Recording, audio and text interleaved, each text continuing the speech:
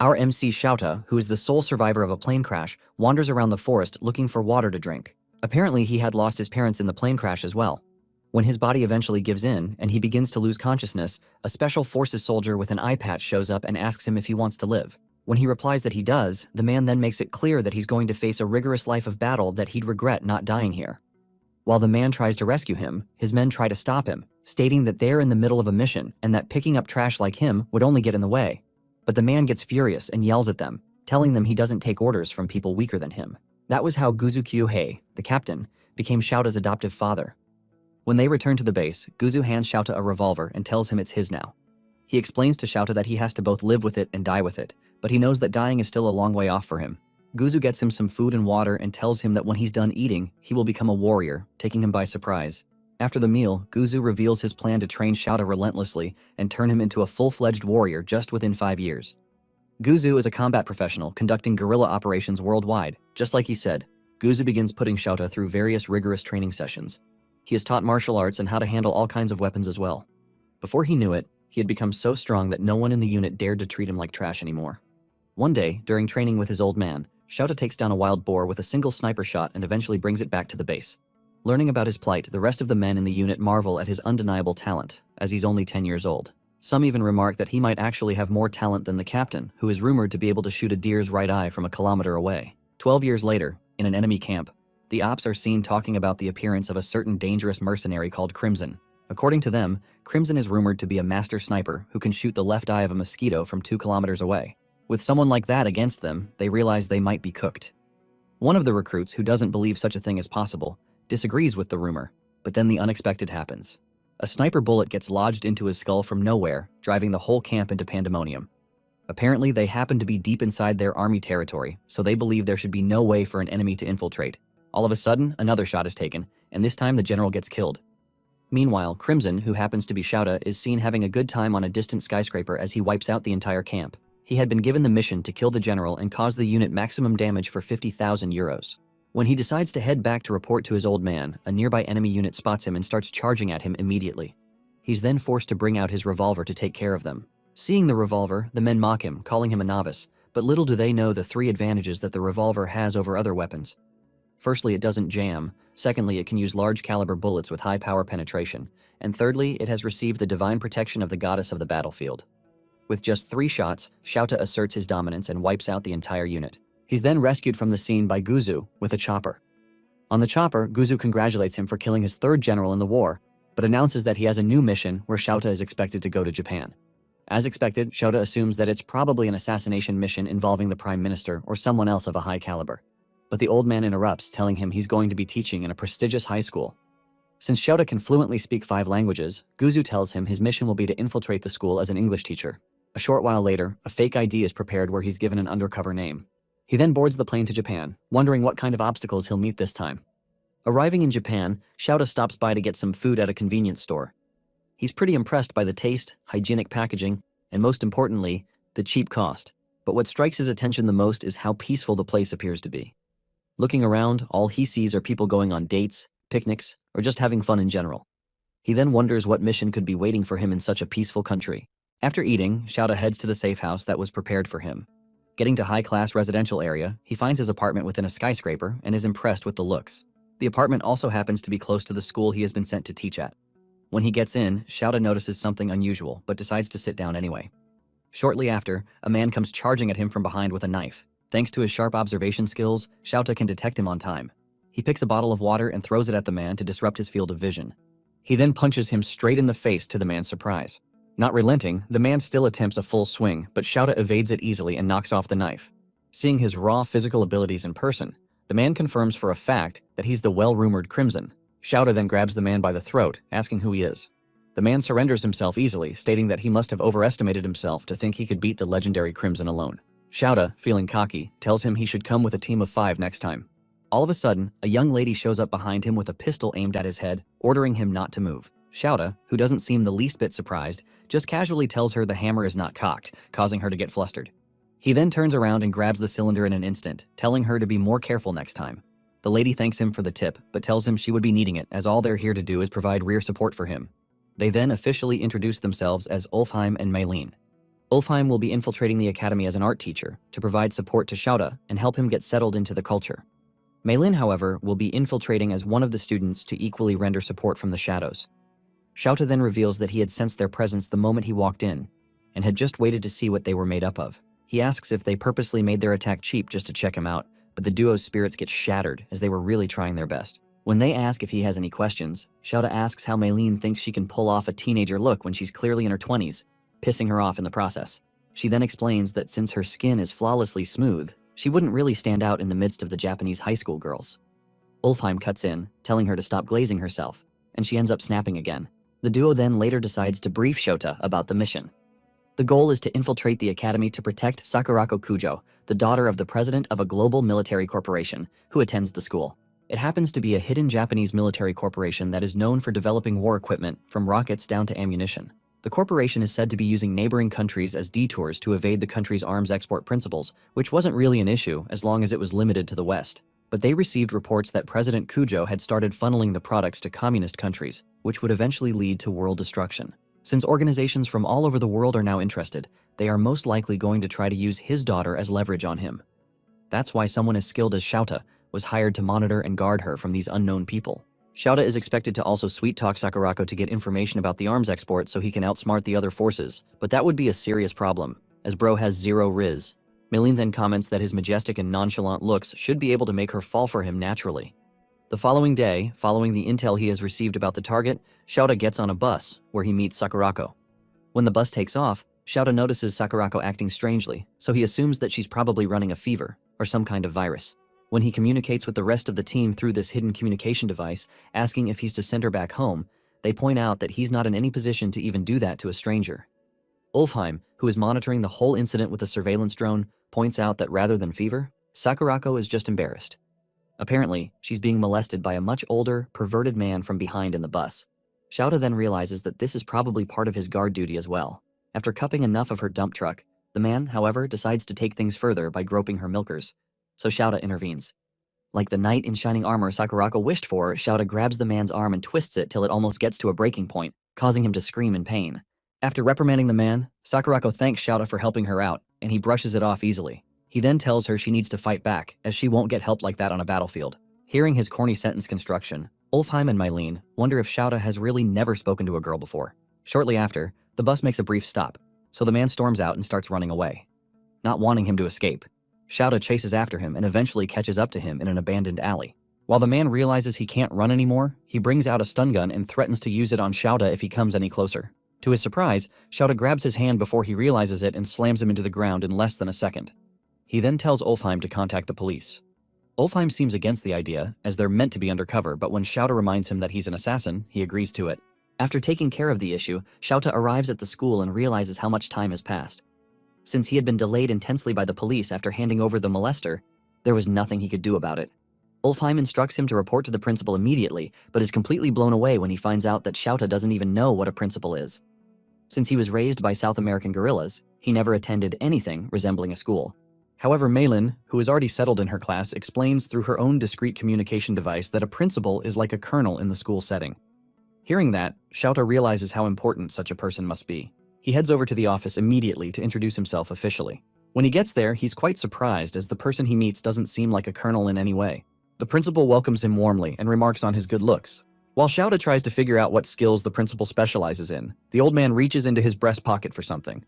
Shouta immediately assumes the worst, so he reaches for his gun as well. Thankfully, Ulfheim and Meilin can stop him in time from causing huge havoc. From his pocket, the principal brings out a Japanese business card, which he hands over. Shouta accepts the business card wholeheartedly as the principal introduces himself officially to him. He equally introduces himself and apologizes for coming late, but the principal tells him not to worry about it. Shouta is quite surprised at the old man's benevolence because back in the military, an offense that grave would lead to a court-martial.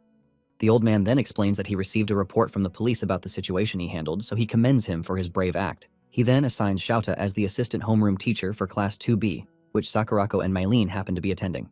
While leaving the office, Shouta accidentally refers to the principal as Colonel, taking the old man completely by surprise. On his way to the classroom, Ulfheim is forced to confirm that the only weapon on Shouta is his revolver. When Shouta finally arrives at the class entrance, Meilin instructs him to come in and ensure he acts like a teacher. Shouta then opens the door and prepares to face an obstacle he has never faced before: students. Walking into the classroom, Xiaoda draws the attention of the students for so many reasons. While the girls fawn over his aura and good looks, the boys, however, are visibly disappointed because the teacher turned out to be a man. The girls immediately start bombarding him with questions ranging from his favorite food down to the kinds of women he dates. Maylene knew Xiaoda was going to be popular with the students, but even she didn't expect this level of attention. Thankfully, Sakurako, the target, happens to be among the girls fawning over him. When Maylin finds out, she discreetly communicates about it, telling him to find a way to use it to their advantage. But before then, Xiaoda still has to introduce himself to the students. Facing the students, Xiaoda talks with a very calm voice, introducing himself as their assistant homeroom teacher and new English teacher. He also specifically mentions that he can speak 5 different languages, asking whoever is interested in learning to come see him during break time. As expected, the girls give in to his charm, openly expressing how much they like him. Meanwhile, a male student who happens to be infatuated with Sakurako is seen beaming with jealousy at the sight of her blushing at the new hot teacher. The homeroom teacher seems quite impressed by his qualifications as well. When she asks what his hobbies are, Xiaoda thinks about sniping, but he knows he can't say it. He then states that his main hobby is weight training, striking the students' interests even more. However, one particular chopped male student burns with so much hatred and jealousy. Apparently, he had told his classmates his hobby is weight training as well, but they only laughed at him. Seeing them give a different kind of reaction to the attractive teacher becomes too unbearable for him to take. He wraps a huge piece of paper and throws it at the professor with immense force, determined to make him lose some aura points. To his surprise, Xiaoda, who had already turned around, catches the paper just before it touches the back of his head. He then casually drops it in the trash can, making the girls trip even harder. During the break period, the girls scatter around the school in search of Xiaoda but can't seem to find him anywhere. Like the other students, Sakurako also wants to talk to Xiaoda, but for some more personal matters. When Mylene finds out about this, she contacts Ulfheim, asking to know if he has surveillance on Xiaoda, as she equally can't find him. After searching for a while, Ulfheim finds him, but not in a peaceful condition, so he alerts Mylene about it. Both of them then rush to the location to find out what is going on. Meanwhile, behind one of the buildings in the school, Xiaoda meets up with one of the students, who had invited him out to discuss matters about Sakurako. Seeing the student with a baseball bat, he gets confused and asks if the student is in the baseball club. Pissed, the student replies that he's in the go-home club. Clueless as ever, Xiaoda gets even more confused as he asks if such a club really exists, causing the student to lose more patience. The student then tells him he doesn't like him because of the way Sakurako looks at him, mesmerized. Xiaoda replies that he doesn't know how she sees him, but he'll be taking his leave as he has no intentions of playing baseball. Just like that, the student snaps and charges at him with the bat, openly declaring his intentions of bashing Xiaoda's head in. When he takes the first swing, Xiaoda dodges it easily and tells him he's out of range. The student gets furious and takes a couple more swings, but Xiaoda keeps lecturing him on how to swing properly as he evades them. He eventually gets tired of playing around, so he knocks the student out with a gentle palm to his forehead. Ulfheim and Maylene then arrive at the area and are shocked to see that, apart from the previous roller coaster of events, Xiaoda has also beaten up a student on his first day. Shortly after beating up the student, Xiaoda carries him on his shoulders to the school infirmary. Walking through the hallways, the present students are astonished to witness what's going on. Some of the students identify the student as the delinquent from Class 2B and assume that he probably got hurt while messing around. However, the female students around wonder who the hot teacher is. Ulfheim and Malene, who accompany him, try to downplay the whole situation, announcing to the students that the delinquent simply fell and passed out. When they get to the school clinic and place the delinquent in the bed, Mylene asks if he has any idea of the situation he just put them in. Xiaoda replies that it's similar to the one time he tried to take his old man down and got his butt kicked. That's when they realize just how far gone Xiaoda is from a normal life. All of a sudden, the health attendant arrives with the principal, gasping heavily for breath. They had received reports from numerous students about the situation, so they had to verify it. While the health attendant checks his condition, the principal asks about what happened. Maylin then immediately responds that the student had slipped on a banana peel and passed out from hitting his head on the floor. She explains that Xiaoda just so happened to find him in that condition, so he had carried him all the way to the clinic by himself. The health attendant then cuts in that the injury doesn't seem like a banana peel inflicted movie and that they can't fool him. The geezer begins a boring game pep talk about how he has been a nurse for 40 years and how he also happens to have a black belt in karate. He then concludes by stating that the student appears to have been hit with a palm strike by somebody. He turns to Xiaoda and straight up accuses him, as he looks like someone with martial arts knowledge. The principal, however, is in utter disbelief, hearing the accusation, but he patiently waits for Xiaoda to deny it. The geezer, however, then presses on, telling Xiaoda to confess before the student wakes up.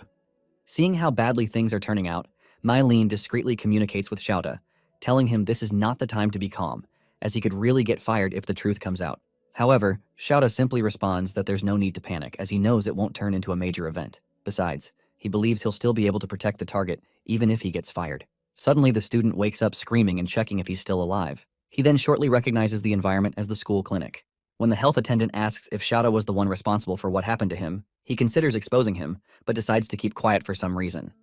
The old man interprets his silence as intimidation, so he proceeds to call the police to report the case as assault, but to his surprise, the student stops him. He then tells him he sustained the injury from falling and that they shouldn't make a big deal of it. The attendant believes he's lying, so he tries to press further, but the student snaps and calls him a toothless old geezer, asking him to mind his business. As expected, the geezer's anger gets taken away from the actual incident and targeted at the student's rudeness. While the delinquent walks past Shouta, he whispers that he's going to make him pay for what he did to him. Thanks to the delinquent's unruly behavior, the team manages to clear the air, so they get to leave scot-free. While they head out, Shouta casually mentions how similar delinquents are to mercenaries in the aspect of upholding their reputations. He had taken a gamble on the fact that the delinquent wouldn't want news to get out about him getting ragdolled by a new teacher in school. Hearing this, Ulfheim and Mylene are pretty impressed as they confirm that Shouta is indeed no ordinary mercenary. The team then decides to resume their duty of protecting their princess. On their way, Mylene makes a corny joke, likening their mission to the Mario Brothers, but as expected, Shouta doesn't get it. Meanwhile, a suspicious student is seen stalking Sakurako while thinking to himself that all he has to do is capture her, and then the world can be his. The team eventually finds Sakurako changing her shoes in front of the school locker room, so they realize she's about to head home. Ulfheim, however, voices out his concerns about the Japanese unusual culture of switching shoes when the school clearly has cleaners. But Mylene teases him about it, calling him ignorant. Both of them then get into a squabble as they begin calling each other names. While Sakurako heads out, Shouta notices something unusual, so he orders Ulfheim and Mylene to freeze. He then points out the fact that while the other students are leaving, a particular student seems to be standing still in the locker room. Worse still, he's standing directly behind Sakurako's shoe locker. Meanwhile, the student is seen setting up a peephole under the locker so he can take pictures of Sakurako without anyone getting suspicious. While Shouta tries to call out to him, the creepy student picks up her indoor shoes and begins to sniff them like his life depends on it. Seeing this, although Sakurako is still suspicious, the other two understand the situation, so they ask him to leave the student be. They explain that the student is simply a pervert, popularly known in Japanese as a hentai. As expected, even though the term hentai has now become a globally understood term, Shouta still has no idea about it. While the strange student sniffs the shoes, he imagines himself in a kinky situation where Sakurako is a dominatrix, and he's her slave. Ulfheim explains to the puzzled Shouta that there is just a set of mentally derailed people who steal people's stuff and use them to fantasize about them, without actually talking to them. Shouta, however, refuses to believe that someone that weird exists. He believes the kid has a motive, so he makes up his mind that he's going to interrogate him directly. When Shouta leaves, Mylene wonders if he's going to be okay, but Ulfheim asks her to let him be, as he needs to experience stuff like this to understand the world better. He then instructs her to go after Sakurako and try to befriend her to make things easier. Mylene then takes off, leaving Ulfheim to handle the situation with Shouta so it doesn't get out of hand. While the creepy student walks home, staring at shots he took of Sakurako earlier, Shouta shows up behind him in a disguise and puts a plastic bag over his head. He then instructs him to cooperate with him as long as he wants to make it out alive. The student cooperates, so Shouta takes him into an abandoned warehouse where he straps him to a chair. He then questions the kid rigorously, asking what organization hired him, while threatening him with a piece of broken glass. The kid seems completely clueless, so Shouta lists out a series of well-known organizations, asking which one he belongs to. He then tells the kid that he has killed members of all the top-secret organizations, and that he won't be an exception if he keeps trying to harm Sakurako. Terrified to death, the kid immediately explains that he's not trying to harm her in any way, but Shouta still doesn't believe him. He accuses the kid of trying to add some poison or explosive compounds to Sakurako's shoes when he was toying with them earlier. But the kid explains that there's no way normal civilians can get stuff like that in modern-day Japan. Still, Shouta decides to take his interrogation to the next level. He tells the boy that he's going to peel the skin of his neck, and that if he flinches, then he's an agent targeting Sakurako, but if he endures it, then he's a high-guts agent with deeper intentions towards her. Hearing his condition, the boy, who was already drenched in bodily fluids, starts to panic even more. Shouta then fakes an attack towards the kid, causing him to piss himself and pass out. From his reaction, he can confirm that the student is not an agent. Shortly after, Ulfheim walks in and thanks Shouta for holding himself back from actually attacking the student. They take the student to a bus stop and leave him there to regain consciousness as they leave. They both then head over to resume Sakurako's protection. Meanwhile, Mylene catches up to Sakurako and pretends to be headed her way, but little do they know there's a professional sniper awaiting orders to take a shot at Sakurako. Upon spotting Mylene approaching Sakurako, the sniper, who doesn't want to mess up his mission, decides to wait for the perfect shot at his target. Mylene, on the other hand, who is oblivious to what's going on, chats with Sakurako, asking about makeup and whatnot. She introduces herself as a foreigner currently studying in Japan. When she hears that Japanese schools don't allow makeup, Mylene gets pissed, and she attacks the schooling system for being strict. She then mentions how students overseas can dress and act the way they want and even smoke. Sakurako is stunned by the level of liberty other students have.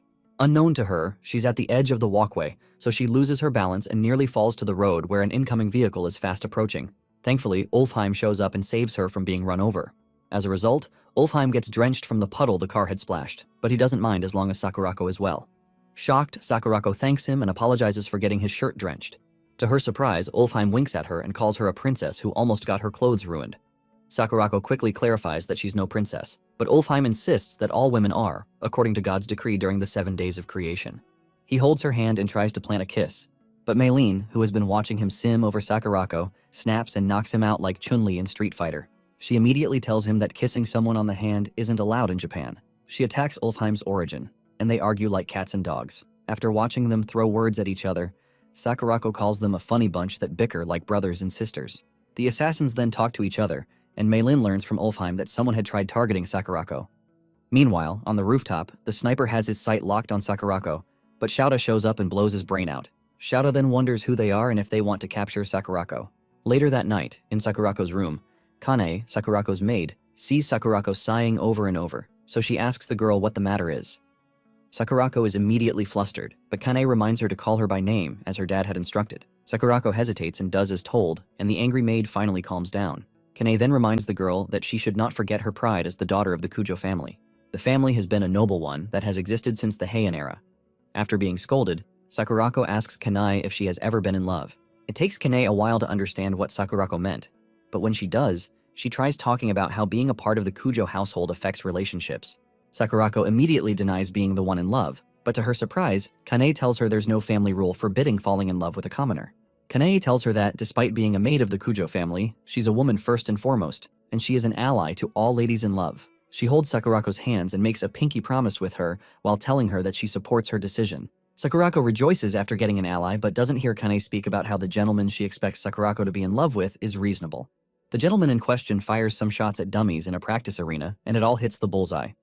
Maylene checks the dummies and sees the shots are skewed towards the left, so she asks why it is called a bullseye. Ulfheim shows her a diagram of the human anatomy and tells her the human heart is on the left side. She gets embarrassed and insults Ulfheim for trying to show off. Ulfheim then praises Shouta and tells him he can win a gold medal in the Olympics with the level of his skill. Shouta calls the Olympics an amateur competition that he doesn't want to partake in because he's a pro. He then asks Ulfheim for information regarding the enemy organization, but when Shouta sees his lackluster behavior, Shouta asks for validation on Ulfheim's job. Ulfheim then tells him it's Maylene who is their intelligence specialist. They look at her, and as soon as she realizes she's been queried, Maylene tells them she's using all her resources but hasn't found any leads. Shouta notes that the organization has the resources to get a sniper. He calls the man he had killed earlier a trained soldier and notes that the sniper rifle isn't a weapon that can casually be brought into Japan. He goes through the photos and notes the weapon's name, the year it was made, and the country that produced it. Ulfheim notes that if it involves a Dragunov, they'd know who is behind it. Maylene takes out an axe and calls him an idiot, because no one sane will walk around the street with a bloody axe. While they bicker, they all conclude that they can't smoke out the organization based on the weapon's origin, and because of that, they can only react to their moves. Shouta turns on the CCTV footage while telling his assistants that they have to continue guarding Sakurako and wait for contact from the last boss. They agree with him, but Ulfheim freaks out after seeing Sakurako changing her outfit. He feasts his eyes and thanks his stars, but suddenly the TV goes off. That's when he sees Maylene holding a pistol and glaring daggers at him. Ulfheim tries to calm her down, but she tells him she's practicing her marksmanship. Immediately, bullets whiz through the air and Ulfheim dodges for his life. While the two are at it, Shouta thinks about how his adoptive father gave him this unclear mission. Unlike other missions, which didn't require much processing power and had clear objectives, the current one's goal is extremely vague. Shouta wonders if all he has to do is just to protect Sakurako, but his troubled mind thinks there might be more to it. Meanwhile, elsewhere, a military squad completes its suppression mission. While the members celebrate, a curious fella amongst them goes looking for the last boss inside the building, and when he sees him, he's confused when he sees the old man staring at the sky. The soldier then speaks to his commander, saying he's lost in thought, and the last boss tells him that he was wondering if the same night sky he's looking at is connected to Japan. That same night, Shouta had a dream about his past. How he was raised by his adoptive father after being found almost at the point of death and trained harshly till he became a pro. By the time Shouta had become an adult, he had earned the name Crimson, which was a result of the blood he made his opponents shed during missions. Back then, Shouta dominated the battlefield with crimson flames, and now he fears that the same flames might one day burn him to ashes. The next morning, he wakes up unclad and decides to do some light workout.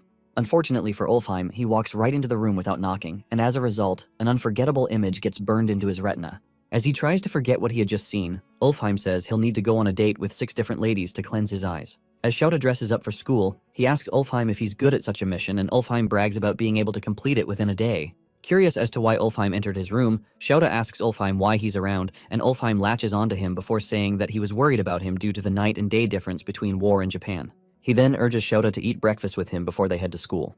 Shouta agrees and heads to school after a couple of minutes. In the classroom, he reads an English novel to his students, but the females fawn over him. Meilin sees how bright red Sakurako's face is, so she calls her cute. Meanwhile, one of the male students, named Hideki, gets pissed at Shouta for getting the girls to fall for him. He wishes he were popular because what matters to him isn't looks but how pure a person is. Coincidentally, Fuse glares daggers at the teacher, while Sakurako looks at him with admiration. Later that day in the restroom, Hideki approaches Fuse, and after seeing how angry and hostile the latter is, Hideki tells him he's on his side. Confused, Fuse reminds Hideki that he's a loner, and Hideki accepts, but he then brags about his wealth. Fuse affirms that Hideki is rich, and Hideki tells him that if they combine forces, he can pay the delinquents Fuse can call over and have them beat Shouta up. Fuse thinks about and immediately buys the idea, so they shake hands and ally. Immediately, Fuse contacts delinquents all over the city and promises to pay them for the job, so they hurry over in their vehicles, feeling excited about their mission. The following day, as Sakurako gets down from the bus and walks to school, the students adore her beauty. Meanwhile, in a bus parked not far from their school, Ulfheim and Meilin monitor Sakurako with one of their drones. There, Ulfheim praises Sakurako's beauty, and even Meilin had to stylishly admit that Sakurako is above her. Although her use of grammar gives her a false hope that she stands a chance, Ulfheim breaks her bubble, and they almost get into a fight. Confused, Ulfheim asks why Sakurako acts carelessly because by all standards, she's supposed to be guarded and not walking alone to school. Meilin squarely reminds him that it's the reason they are employed, but Ulfheim reminds her of how powerful people have envoys. Realizing what he means, Meilin then explains that it's Otori Academy's rules that forbid students from commuting to school in vehicles.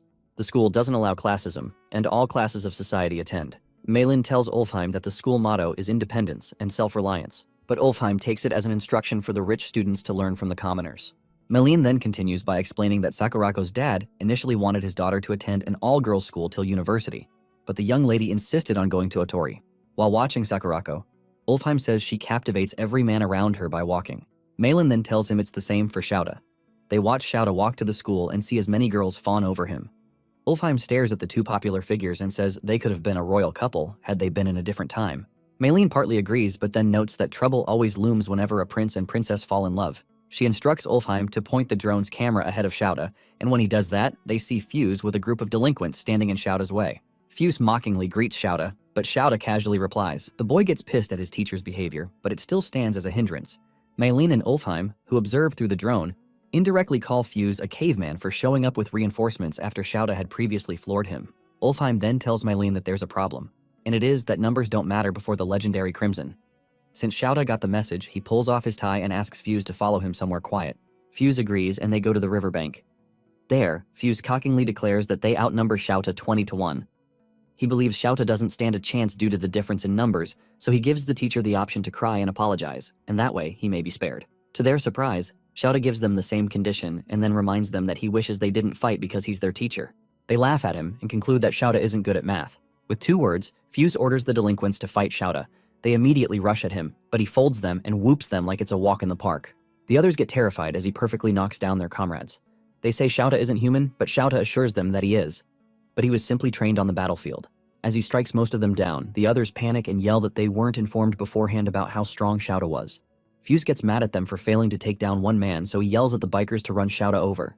One of the delinquents immediately starts his bike and charges right at the English teacher. What happened next shocks everyone watching as they did not expect Shouta to step on the bike and kick off the rider like a ball. He picks the bike up and sits on it. Fuse loses his fuse and yells at the others to attack Shouta, but Shouta shocks him by driving straight at him like a raging bull, but then momentarily stops inches from his face. Fuse sweats buckets and falls to the ground, but still tries to act tough, so Shouta tells him to thank his stars that the Japanese bikes have well-built security systems. The teacher then asks them if they still want to have a go at it or not. On hearing this, the delinquents think about it for a bit before making the wise decision by bidding Fuse farewell and running off. Fuse is shocked by their behavior, so he orders them to come back, but they shut him up and call him a coward for not fighting. The other boys who stick around advise Fuse to give up since they never stood a chance when they were about 20 compared to now. Frustrated, Fuse grits his teeth and then yells at Shouta, calling him a fighter.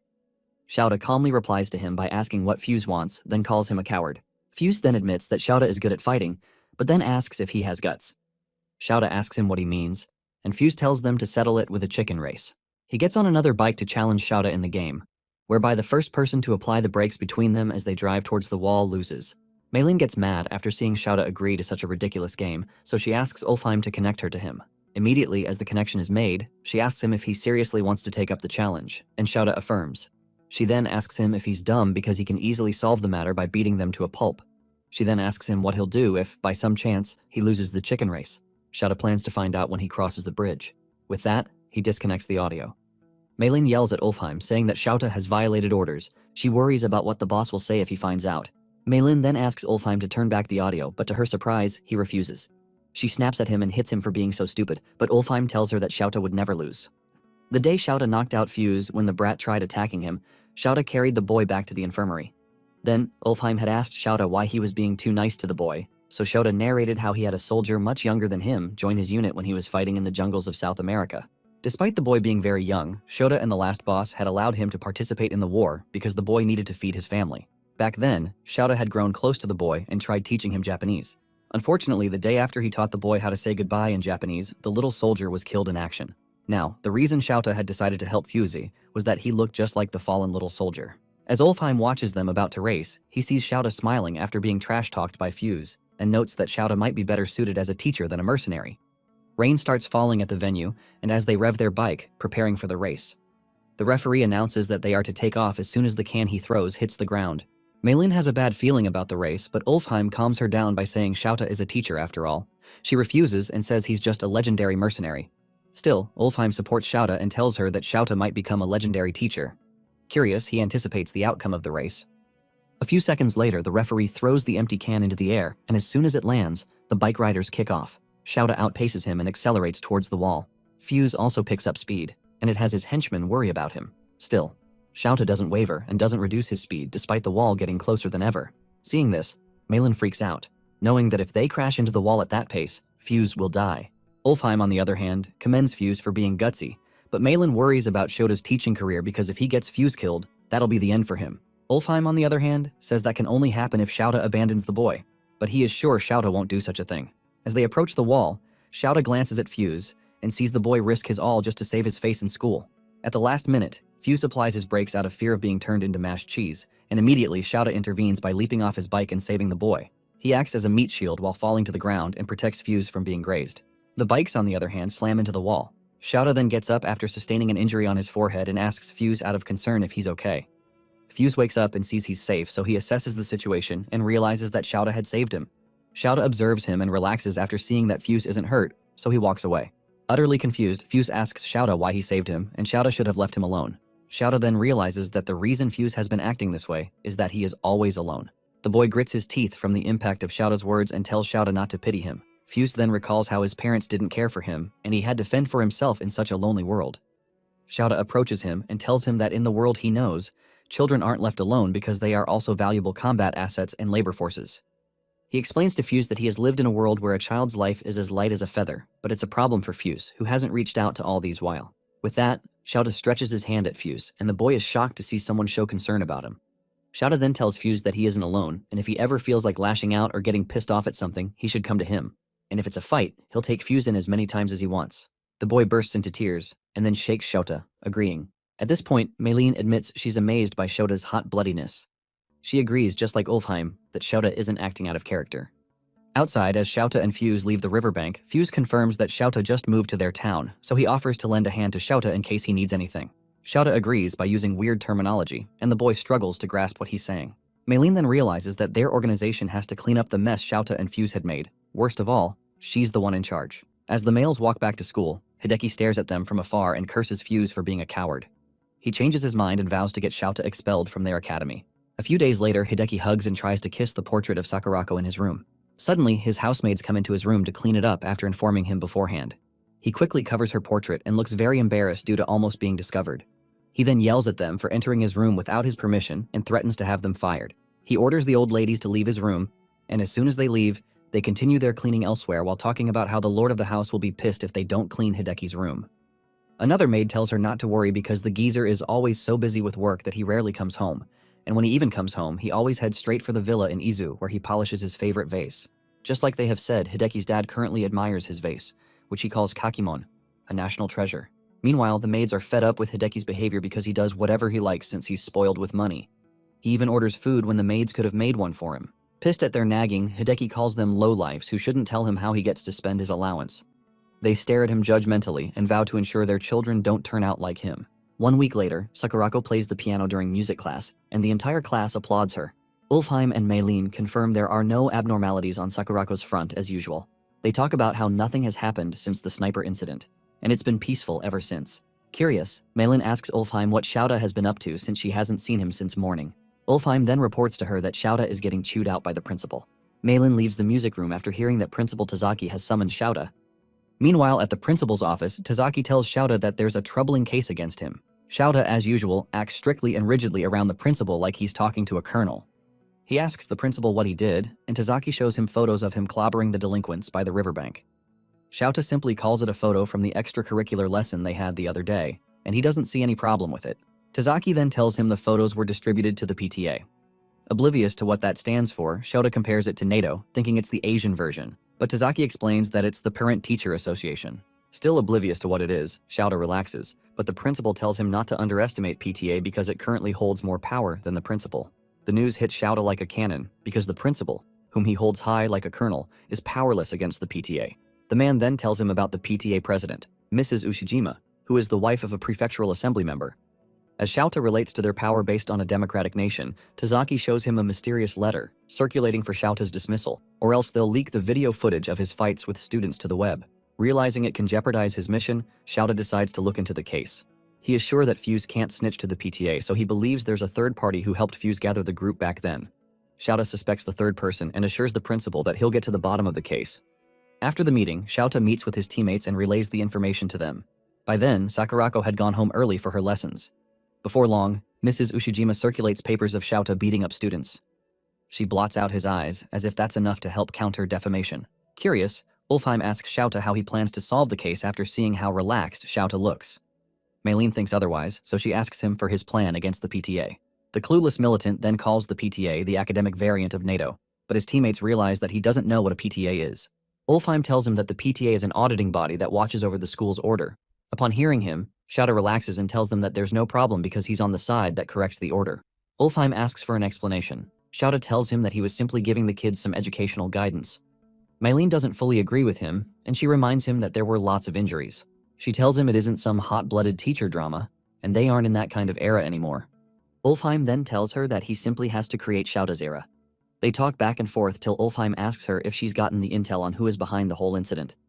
Maylene smirks and affirms she has found the culprit. She shows them photos of Hideki Mogi, a rich bozo who set up the whole ordeal and filmed it to try to trap Shouta. Ulfheim asks for Hideki's motive, and Maylene tells him that Hideki has a crush on Sakurako, so he must have hated Shouta, who is popular with the ladies. Ulfheim sees how troublesome the situation is because he can't get to correct Hideki like the usual delinquents, since the boy will hold a grudge against him if he tries it. Maylene agrees with him but notes that they have to solve the case. They ponder on the matter, and to their surprise, Shouta, who has been quietly reading through a report, closes the book and tells them he can solve the problem within 1 or 2 days. They curiously ask him for the details, and he tells them. That same evening, Hideki confronts Fuse for failing to get rid of Shouta despite paying him handsomely. He gets mad at Fuse for wagging his tail at the teacher, but Fuse tells him that Shouta isn't a bad guy. Hearing Fuse speak positively about the teacher makes Hideki furious, so he tells Fuse to snap out of it and tells him they aren't in a soap opera. Hideki then shows Fuse the article he had published and says it's only about time before Shouta gets fired. Fuse looks at the article and then tells Hideki that it's pointless to talk to him. He pats him on the shoulder, and as he walks away, he tells Hideki that he hopes he can change someday, and when that time happens, they should go to the arcade together. Hideki stomps his foot angrily after hearing Fuse back out and calls the boy a coward. He calls Fuse a pauper who is just after his wallet. Left alone, Hideki notes that everyone is dancing to Shouta's tune because of his good face, so he plans to make the teacher taste hell. Later that night, the 3 agents drive through the city in a disguise, and they have Hideki, who is in tears, bound and gagged. A few hours earlier, the agents met not quite far from the school gate while dressed up as burglars, and they patiently waited for Hideki to leave the school compound. Around that time, Mrs. Ushijima had distributed all the flyers regarding Shouta, but she noticed that the students didn't buy them, and they claim the photos there were edited or made by someone who was clearly jealous of the teacher. The students brush off the matter, believing it's fake, and carry on with their lives. Meanwhile, as Hideki leaves the compound, he gets pissed that his plan isn't working, so he tries to contact a marketing firm to spread the video of Shouta's fight with the delinquents. While at it, he doesn't realize when a black van tails him before pulling over. And within seconds, he's bundled and threatened to follow them quietly as a hostage for negotiations with his father, else he'll end up with a broken nose. With that, they hurl him into the vehicle and drive into the night, and after a long while, they arrive at an abandoned warehouse where Hideki's limbs are bound, and he's strapped. The boy wakes up shortly, and after the tape sealing his mouth falls off, he yells at his kidnappers to free him instantly, threatening them that he'll have his father lock them up thanks to the old man's connection with the higher-ups in the police force. To his surprise, a screen turns on right in front of him, and on it, the time value of over 3 hours starts counting down. Hideki then yells about how he's expected to be at home, and once his dad finds out, they will be finished, but a voice replies that his father never paid attention to him. Instead, he wonders if the old man probably values his precious antiques over his son, and this pisses Hideki off. The voice continues taunting the boy, reminding him that the lack of parental affection is why his personality is twisted, and that's why his old man won't be aware that he's in danger. Hideki continues to refute them, insisting that his dad will know, but Shouta, who has been the one speaking, informs Hideki that they have contacted the old man by sending him a picture of him being tied up. The demand is for the geezer to bring 3 precious antiques, ranging from the precious white porcelain from the Chinese Ming dynasty, another from the Korean Yi dynasty, and lastly the Japanese Kakiyamon orb pot. Once Hideki hears it's his old man's precious secret collection, which is valued at 600 million yen, he has second thoughts about his old man coming to save him. Shouta then shows up and wagers if Hideki's old man will show up before the time elapses because it'll mean that the rich heir must have left his office early to go to Izu to get the item before rushing down to the location. After 3 hours, Shouta teases Hideki about how Hideki's confidence has vanished, but the boy yells at him to shut up. They wait. And when the timer hits a minute left, a vehicle drifts into the location, and Hideki's dad shows up looking for his son. The boy is immediately overwhelmed with joy upon seeing his father, and to his surprise, Shouta takes off his mask, revealing his face. Once Hideki realizes it's Shouta, he speaks rudely to him, but Shouta reminds the boy that he is still his teacher. Hideki then asks if it's okay for a teacher to act like a terrorist, and Shouta tells him that it's been that way since ancient times for teachers and doctors to be terrorists and revolutionaries. The boy then tells Shouta that he'll get fired, but Shouta brings out a knife and tells him to quiet down. The teacher educates Hideki on how freedom of speech is something earned from those in power through violence, so if Hideki wants to speak freely, he'll have to fight for his freedom, just like the French Revolution. Meanwhile, Mogi sees Hideki, and as he approaches the boy, Shouta reveals his knife and points it at Hideki while commending Mogi for showing up alone just as ordered. Mogi then tries to reassure Hideki that everything will be alright because he brought the antiques as instructed. Suddenly, Mei-Lin shows up with a tray and tells Mogi to line the antiques, and she advises him not to try anything funny, so he brings out the antiques as ordered and then asks Shouta to quickly pick one of them in exchange for Hideki. Shouta first starts by asking him which of the antiques is the most expensive. Mogi then tries to fool him after realizing that Shouta doesn't know the value. So he picks the smallest vase, but unfortunately, Mei-Lin sees through him and reveals that the value of pottery depends on the size. Having been caught, Mogi grabs the Chinese antique and confesses that it's the most expensive. Shouta then shocks him by throwing him a pipe and requesting that he smash the vase into pieces. Mogi grabs the pipe and complains to Shouta about how the vase is worth more than 100 million, but Shouta reminds him that the vase belongs to him the moment it got there, and he can request how it should be treated. Mogi grits his teeth as he lifts the pipe, then he tells Shouta that the god of art will curse him to death. Shouta simply replies that he's already surrounded by dozens of reapers, so adding one more isn't a problem. He hurries Mogi up, and the old man smashes the precious item to pieces. Hideki feels for his father, but the old man walks closer to Shouta while demanding Hideki. Unexpectedly, Shouta takes out a gun and accuses Mogi of claiming to fulfill his promise when he used fakes as bargaining chips. He shatters the remaining vases with bullets, and Hideki is shocked that Shouta has a real gun. Shouta then reveals that his team had investigated beforehand about Mogi owning fakes for theft prevention purposes and suspected that Mogi would bring the fakes. Mogi then admits to it, saying that he cannot hand them over because the works of art can't be recreated, and Shouta won't understand just how valuable they are. Shouta then wonders if they are more valuable than Hideki, so he snaps his fingers and the TV station comes on. There, Mogi sees Ulfheim entering his special art room with a forged key, and he's surprised that Ulfheim got his way in. Shouta then declares that he'll hurt Hideki's fingers one by one until Mogi orders Ulfheim to break everything. Still, Mogi adamantly says he cannot agree to such terms. Shouta then proves how serious he is by instructing Ulfheim to shatter the antiques, and in one swing, Ulfheim breaks a lot of them to pieces. Shouta then holds one of Hideki's fingers and snaps it like a twig to serve as an example. Immediately, the boy screams from the sharp pain, but Shouta tells him not to make a fuss because they are just getting started. Mogi screams at Shouta to stop, but Shouta asks him one more, which is more important between his son's finger or his prized collection. Mei-Lin, who watches the entire scene, notes that she feels bad about it even though it's not her plan. Shouta gives Ulfheim the signal, and Ulfheim selects a pot. But Mogi immediately screams how the Chinese emperor loved the pot more than his concubines. Seeing how attached Mogi is to the pot, Shouta offers to pull out Hideki's fingernail for the pot to remain untouched. Hideki fears that once he sees his insane sensei with a pair of pliers, so he screams for help. To Hideki's surprise, Mogi says the pot costs 80 million yen, and he'll offer to buy him anything he wants if he endures losing a fingernail. After all, it'll eventually grow back. Upon hearing this, Hideki realizes he's finished, and Shouta confirms his fear by plucking out his nail and causing the boy to scream. Realizing how stubborn Mogi is, Shouta asks him if he knows what May 27th is, but Mogi has no clue, so Shouta informs him that it's Hideki's birthday. He tells the old crone how Hideki spends his birthdays eating cake alone every year, then he instructs Ulfheim to pick the next item. Ulfheim selects another pot, and Shouta gives Mogi the option to spare Hideki's finger for the pot, but Mogi says the pot costs 120 million yen. Shouta nearly gives up on the geezer, but then asks him if he likes Zenkoji Temple. Confused, Mogi replies that he has no feelings for the place, but then Shouta reminds him of how Hideki was once moved by the temple when he visited the place during a family trip, which opens once in every 7 years, and Hideki had wished to go with Mogi again. Shouta then informs Mogi that the temple will open up next week. He breaks another finger and looks at Mogi disdainfully, noting that the man's love for antic and profits has gone far. The next object Shouta brings out is a metal sledgehammer, and he plans to crush Hideki's finger with it. He says the fingers can recover from the previous torture method, but there's no reset for a crushed finger. Fearing for his life, Hideki begs Shouta to stop, but Shouta tells him to beg Mogi instead, so the boy turns to his father and begs him, and in that moment Mogi offers to pay a ransom of 100 million yen to free Hideki. Shouta sees that Mogi is softening a bit, but then tells him he doesn't want his money.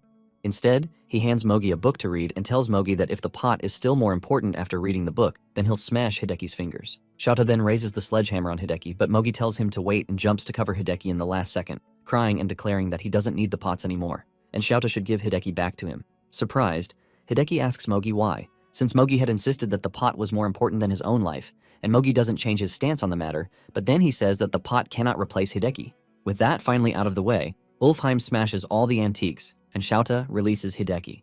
Mogi then rushes to him and apologizes, but Hideki still doesn't understand why the old man has a change of heart, so Shouta explains that Mogi had read Hideki's childhood essay where Hideki had admired his father and wished to inherit and uphold his legacy by making the man's construction company the #1 in the world. Mogi hugs Hideki while admitting that he was so absorbed in work that he forgot what's most important to him. He notes that there's no collection of money that can replace a human life and the precious time he had with his son. At that point, Hideki gets moved and bawls his eyes out so the family's bond is reunited. Lastly, Shouta leaves the place, noting that his mission has been accomplished. The following week, Hideki and Mogi visit the Zenkoji Temple together, and Mogi thanks Shouta for making him realize that there are things money cannot buy. Meanwhile, Shouta and the rest watch from their RC drone, and Ulfheim notes that Shouta doesn't look like the type to break his student's finger.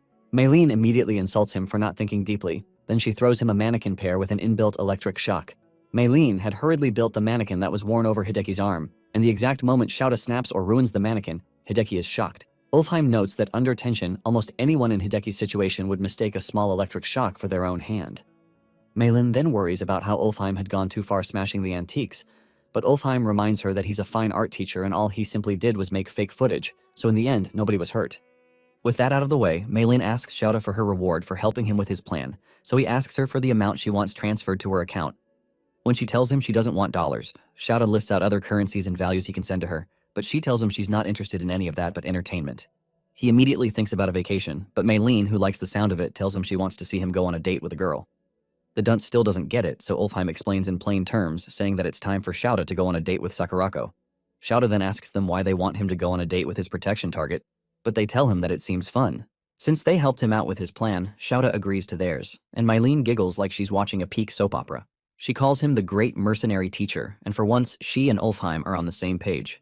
After Maylin takes her leave, Ulfheim tells Shouta that Maylin isn't bringing up the case just for entertainment purposes, but also for them to probe the enemy since the last boss doesn't have much intel on them and cannot act. Shouta tells Ulfheim that he's aware of that part, but he has never been on a date before, so he doesn't know what to do. Shocked, Ulfheim asks Shouta if he has had 1 or 2 romantic experiences, but Shouta says he's had intense attacks on the battlefield. Ulfheim tries to explain it in simple terms by asking if Shouta has played around with a woman, so Shouta recalls meeting a girl during a civil war zone in a terrorist village, and he taught her how to disassemble an assault rifle. Ulfheim nearly facepalms as he sees that Shouta is a lost cause for flopping his chance back then, so he hands Shouta a lot of romance manga, novels, and magazines before explaining to him that romance is just like war because the one who controls information controls the world. Shouta goes through the magazine and learns from Ulfheim that he's to take girls there if on a date, but Sakurako is a wealthy girl who must have experienced all the romantic spots, which is why Ulfheim offers to plan the event himself. He instructs Shouta to send a letter to Sakurako, asking her to meet him in front of Hachiko. On hearing Hachiko, Shouta says he knows the legendary Japanese dog that symbolizes the samurai spirit. The following day after closing hours, Meilin hands Sakurako a letter from Shouta, and when Sakurako reads it, she blushes as she sees he has instructed them to meet in front of Hachiko. Later that day, she stands outside the place and looks around for Shouta, but cannot find him. Meanwhile, the dunce is at the Ueno Museum staring at the taxidermy of the loyal dog. All the females in the museum fall for Shouta, who has been standing there for a long time, and he notes that Sakurako is late.